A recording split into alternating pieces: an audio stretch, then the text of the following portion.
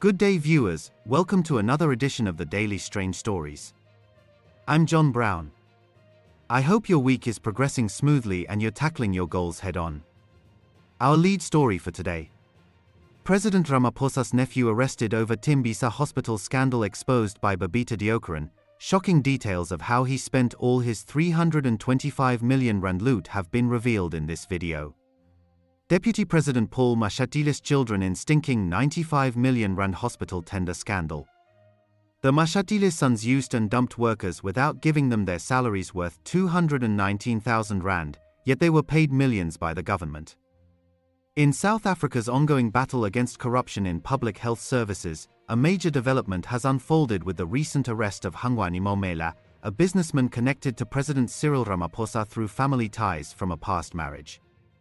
This arrest ties directly into the Tembisa Hospital scandal, first brought to light by the determined efforts of Babita Deokaran, a senior health official whose findings exposed a web of fraudulent dealings. Shocking revelations have emerged about how Maumela allegedly spent over 325 million rand from public funds on lavish personal items, including luxury homes and high-end vehicles, all while essential hospital services suffered.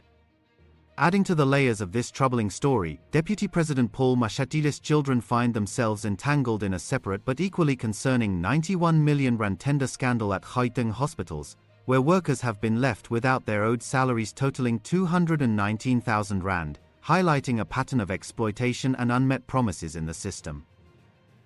This narrative begins with the pivotal role of Babita Deokaran, who served as the Chief Director of Financial Accounting in the Gauteng Department of Health.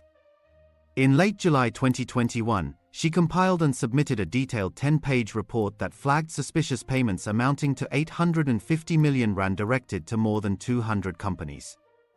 These payments involved overpriced or entirely unperformed services, particularly for personal protective equipment and medical supplies during the height of the COVID-19 crisis. Her report painted a picture of a deeply flawed supply chain at Tembisa Hospital, where funds meant for patient care were diverted through ghost suppliers and inflated contracts. Tragically, just 19 days after her submission, Deokaran met her end in a targeted attack outside her home in Johannesburg, an event that underscored the high stakes involved in challenging such networks. The 6 individuals arrested in connection with her death, Phumlani Dlamini, Phumlani Ntuli, Nkanyiso Makhubele, Jabulo Ngwenya, Mfundo Makhubele, and Zenzele Mkhize, faced convictions in April 2022 for serious charges, resulting in life sentences. Yet, the true orchestrators behind this act remain unidentified, with investigations by the Hawks facing ongoing delays, procedural setbacks, and claims of external interference.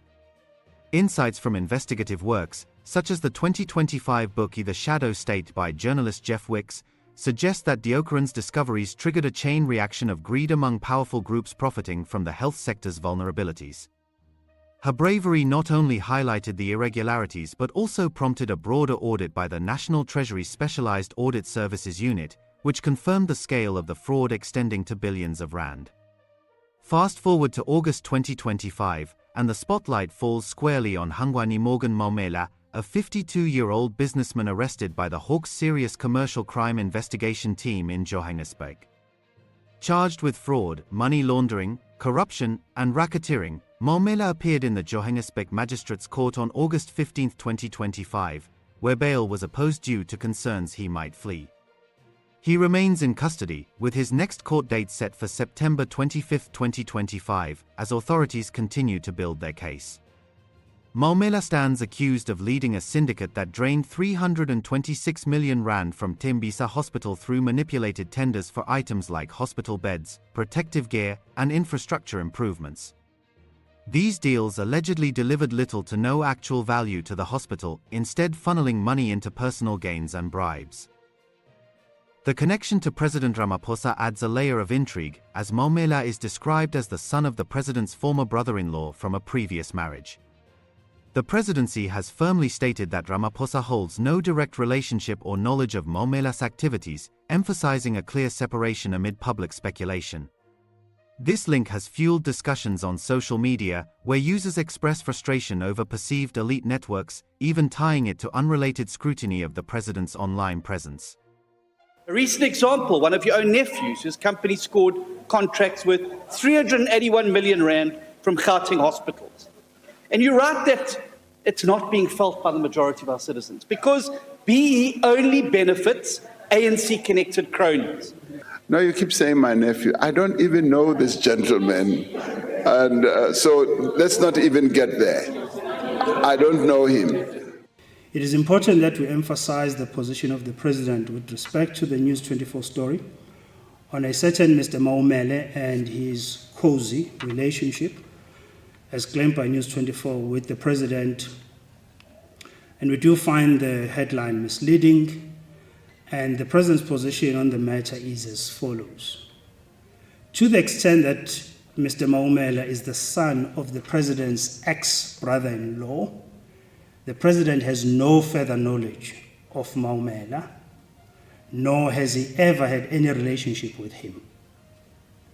Beyond being cousins, the President's son, Cyril Ramaphosa, has no close ties with Maumela. In the exercise and fulfillment of his constitutional powers, the President remains duty-bound to always act in accordance to the Constitution and his oath of office. This he does without any fear or favor. Proclamations are never signed on the basis of individuals involved.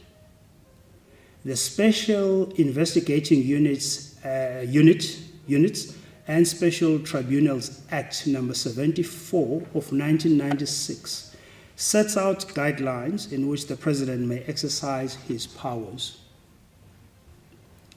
The President considers each and every application by the SIU on its merit, and he will certainly sign such a proclamation should the SIU, as it so often does, motivate for the need for such an investigation. Rarely has any president refused an SIU request for an investigation. It will be extraordinary for President Ramaphosa not to sign a proclamation. The President does not have any knowledge of Mr. Maumela's business dealings. Neither was he aware of his involvement with the Tembisa Hospital or any other state entity. As stated, the President has no relationship with Maumela.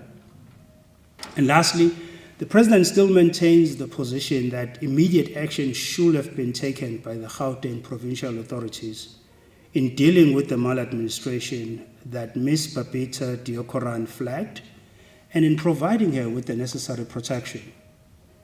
The President expects law enforcement agencies to conduct their investigations without any fear or favor, regardless of who may be involved, and to arrest those who were party to malfeasance and in the murder of Ms. Deokaran.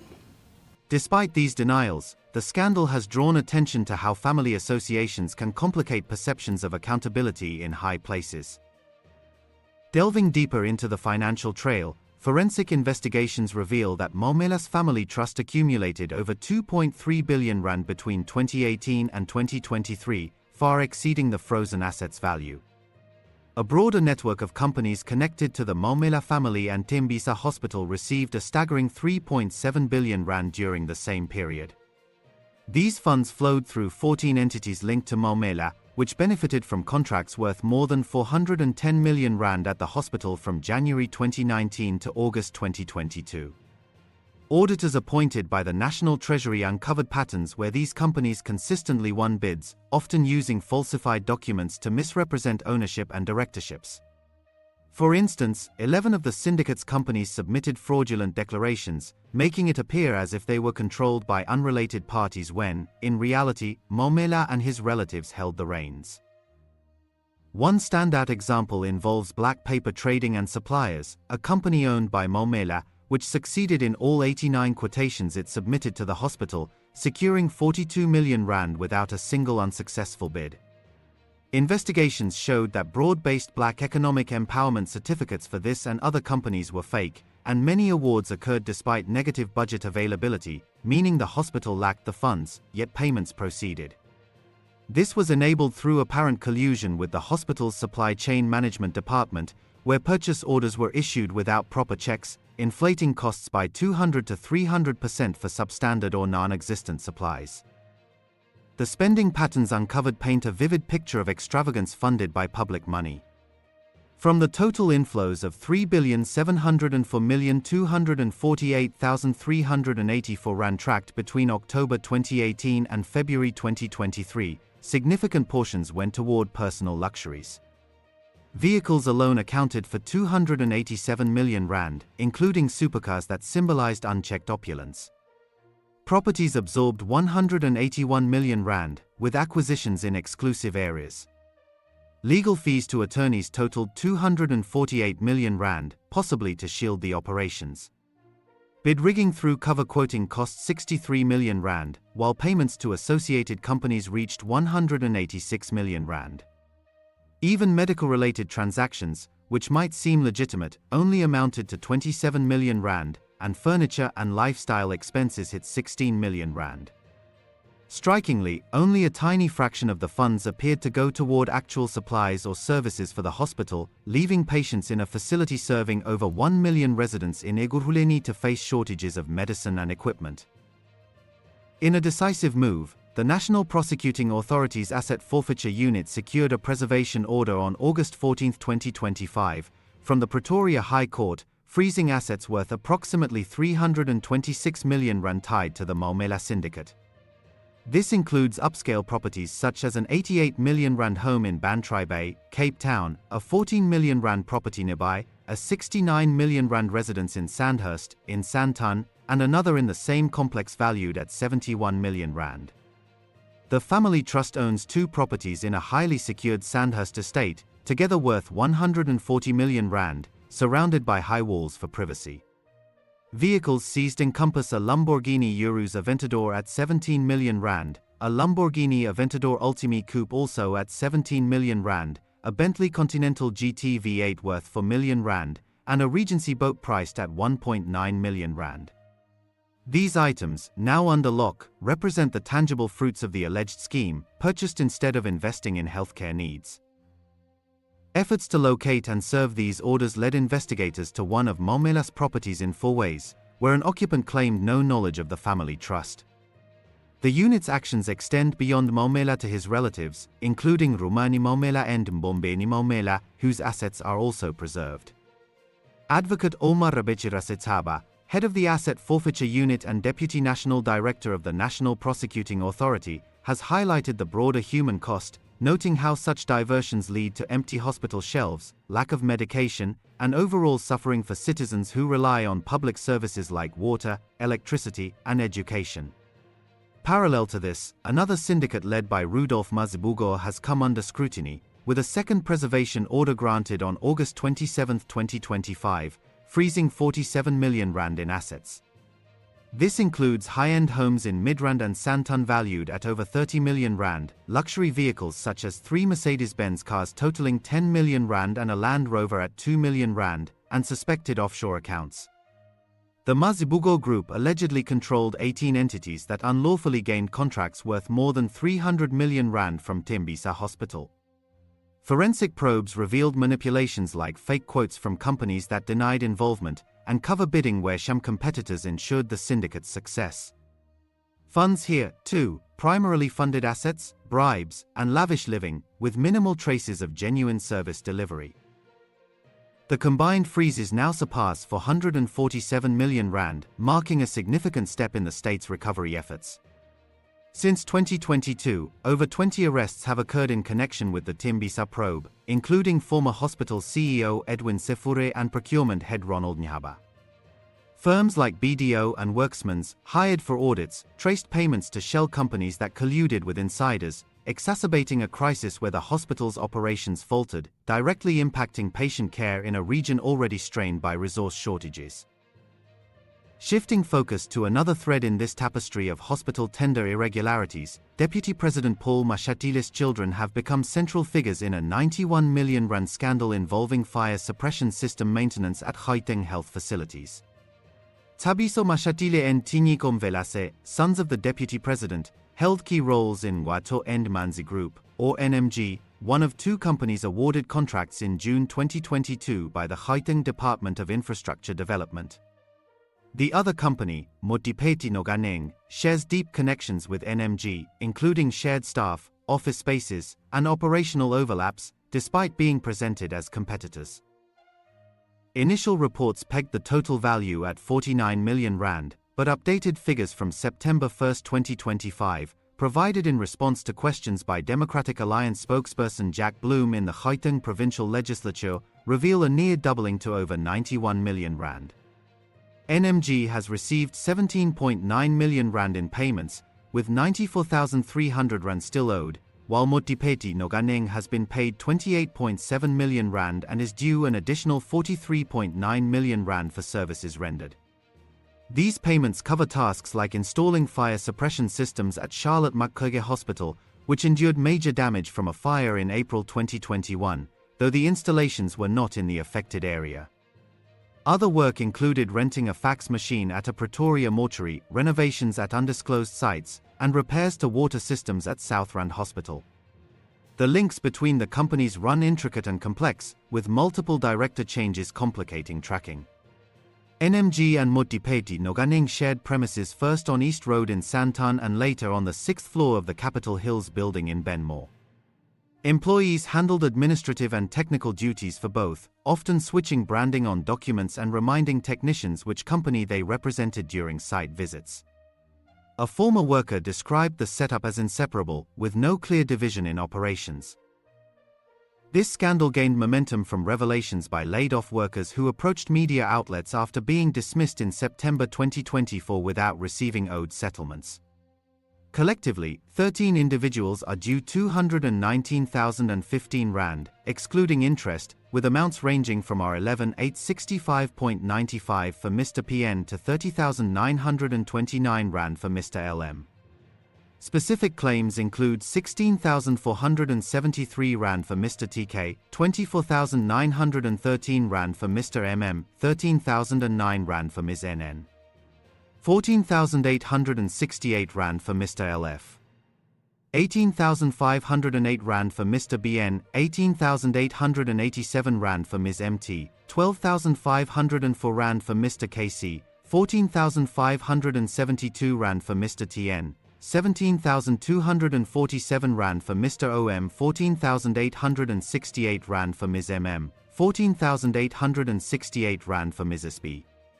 These unpaid sums stem from terminations where the companies failed to honor agreements, prompting fresh probes into the contract's legitimacy. Bloom has raised suspicions over the large payments, especially given the company's intertwined nature and the persistent fire safety issues in Gauteng's 37 public hospitals, none of which comply with occupational health and safety laws. Fires pose the greatest risk, as seen in recent incidents at Tembisa Hospital that damaged administrative areas. So if you can believe, another part of Tembisa Hospital in Ekurhuleni in Gauteng caught fire this morning. It was the second blaze at the facility after the hospital's emergency section caught fire over the weekend. The Deputy Health Minister says there is no link between these two fires. No one was injured in either blaze.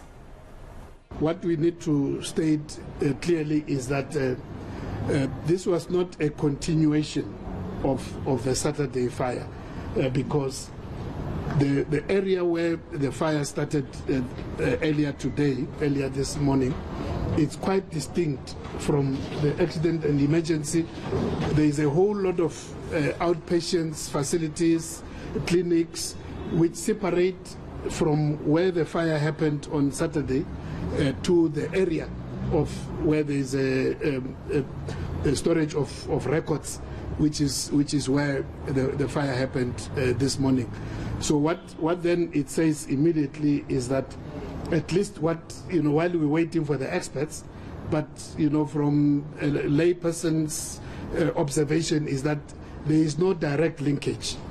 So whatever the forensics will find in terms of what triggered the fire here, we are of the view that unless otherwise proven otherwise, what is quite apparent is that something else happened. on the other side of the filing room where the fire started. So in the wake of the two fires which broke out here at the Tembisa Hospital, there have been calls for swift investigations into the possibility of arson. The Democratic Alliance in Gauteng, for example, saying that the two fires are suspicious. The EFF also having called for a probe. You'd recall that the Deputy Health Minister, Joe Phaahla, had visited this facility yesterday and believed that there was no connection between the two fires that broke out on Wednesday and the one that occurred over the weekend. So the Deputy Minister visited this facility to evaluate the damage which was caused to the filing room and to discuss the recovery plans as well. So the blaze has since been contained, as you'd know, and there have been no casualties. But you'd recall that the Tembisa Hospital has been at the center of widespread investigations into corruption in the past. So amongst the questions posed by the media is whether the process to fix the damaged parts of the hospital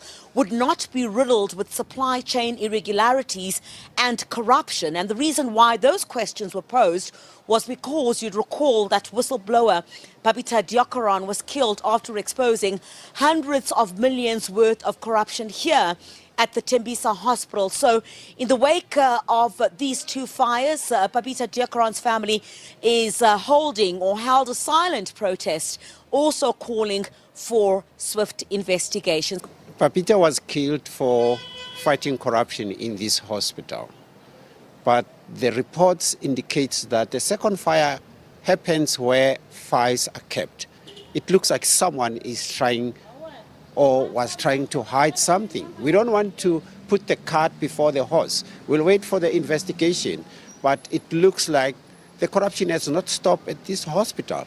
Tembisa Hospital has been in the news for all the wrong reasons. But like Rakesh is saying, if Babita's spirit is not at peace, similar incidents are likely to continue to happen. Follow-up inquiries are underway regarding installations at Tembisa, amid calls for transparency on why such sums were disbursed while safety needs remain unaddressed. The Mashatile family has attempted to distance itself, with Thabiso and Tinyiko resigning as NMG directors, though evidence suggests continued involvement in daily management.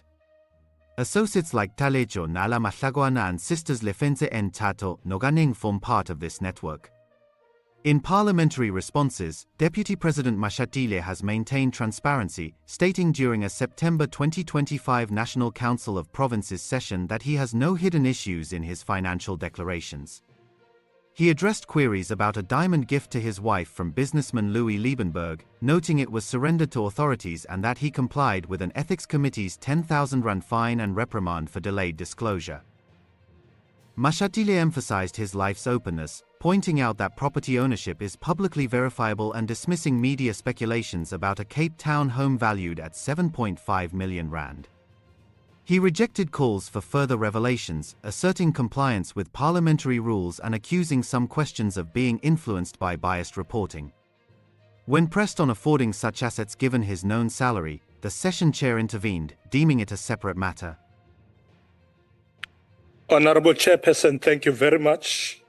Honorable Chairperson, in fulfillment of my obligation as a Member of Parliament, I have declared my financial interests to the Ethics Committee of the National Assembly. However, following a complaint that was lodged through the Registrar of Members' Interests on the 5th of March this year, the Ethics Committee found that there was an item that was not disclosed. In this regard, I made my representation to the committee. However, my submissions were not upheld by the committee. Once I have explained to them the reasons why I did not declare that, they said they came to a conclusion that I should have declared it, and therefore they are going to impose a fine of 10,000 rand because I have breached the code by not disclosing. As a disciplined Member of Parliament who respect the rule of law and the integrity of this institution, I have decided to comply with the decision, and the funds will be deducted from my salary. That's where we are. Thank you, Chairperson. Thank you very much, Deputy President. Honorable Mokoena, do you have a supplementary question? Yes, Chair, I do. Thank you, Deputy President, for answering that question. My follow-up question, sir, is as the Deputy President, we are fully aware of how much you earn because it is public knowledge. Therefore, would you be able to be open enough to tell us how you were able to afford a property of 7.5 million with your combined income? As the Deputy President of South Africa, we need to know the source of your proceeds of the residence that you have disclosed. Thank you. Honorable Mokoena, unfortunately, you're asking Deputy President a new question. However, it is upon the Deputy President whether he wants to respond to the question or not. But the question Point of order, Chair. Point of order, Chair. Hang on, Honorable Mokoena. Point of order, Chair. This is the second time you are doing this to me. This is the second time I'm going to have to report this now. Can you switch her off? Honorable Deputy President, that is the new question. I'm making a ruling. You don't have to respond to the question that has been asked. Mashatile has reiterated that annual updates to his declarable interests are handled by his office, refusing public disclosures beyond required protocols. These intertwined scandals at Tembisa and other Gauteng hospitals expose a systemic issue where public funds intended for critical healthcare infrastructure end up enriching a select few, leaving workers unpaid and facilities under-resourced. The Maumela syndicate's elaborate spending on supercars and mansions contrasts sharply with the hospital's struggles, where patients endure shortages that compromise care. Similarly, the Mashatile-linked tender raises questions about fairness in bidding processes, especially when companies share resources yet compete on paper, and employees are left in financial limbo. If you happen to meet Sihle, the founder of a non-governmental organization, NGO, called Gwanele Foundation, kindly tell her that the health challenges that she is facing, resulting in her using private hospitals, instead of public institutions like Tembisa Hospital, foreigners are not the problem. Instead, greedy individuals like President Ramaphosa's nephew, Hangwani Maumela, and Deputy President Mashatile's 2 sons, are the real people she should be fighting and venting her frustration at. Good afternoon, everybody. Speaking in front of you, my name is Sihle Sibisi. I am a founder of a civil society organization called Gwanele Foundation. We applaud the government for bringing us together for such a dialogue. But our wish is, I heard people saying they've got an app, we can use it on the grassroots, but what about Ugogo Ekaya? Ugogo will not know how to use that app. Number 2, my question is, before we talk, what are we saying about the elephant in the room? Where we are sitting in our country right now, outside Maponya Mall, they are torching down taxis because they are revenging the death of the e-hailing driver. What are we saying about the elephant in the room of undocumented citizens that are in the country? Where South Africans, 70% of the files in our local clinics belong to non-South African citizens. I would personally like to not own a medical aid, but I'm subjected to own one because the clinics are full. What are we saying if the president of Tanzania can say spaza shops, saloons, everything belongs to the Tanzanian nation? Why is South Africa not making that stance? I had hoped that our Honorable Cyril Ramaphosa was going to emphasize on that. South Africa, we are broken. And yes, we are speaking from traumas because some of us are forced to take our kids to private schools because if a school is right across our home, they will tell us the school is full because it's full of non-South African children. Yes. Then we are now subjected to being financially crippled because our government, all you do is talk, but the implementation. Thank you so much to the speaker. Finally, my question is, I'm going to ask you to wrap it up. In our groups that you are going to put us in, will the entire cabinet that we see here be part of the plenary? Or are you guys going to leave us to discuss on our own and we come up with our own solutions which then means there's no point of us having this discussion because you will not hear what we are saying. We are the foot soldiers. We are on the ground. All of you here have bodyguards. We don't have bodyguards. We had a colleague who came here from 3 a.m. in the morning. All right, we are thank you foot so soldiers. much. We know what's happening on the ground. And if you say it's a national dialogue for us, you can't shut us down. It's sad that you are here because 2026 elections are coming. So you're trying to buy our silence. All right, thank you so much. Let's give that a hand. What are your thoughts on how these hospital scandals are affecting ordinary South Africans? Do you think there is a health crisis in South Africa because of foreigners, or because of heartless businessmen like President Ramaphosa's nephew, Hangwani Maumela, and Deputy President Paul Mashatile's sons, who loot millions of rands from government then fund their personal lavish lives with taxpayers' money? And what steps do you believe should be taken to prevent such issues in the future? Share your opinions in the comments to join the conversation and help spread awareness. Thanks for watching this news bulletin. Please share your opinion in the comments section. We would be glad to read and respond to your comments. Let's meet again tomorrow in our next strange story. Wishing you a productive Wednesday.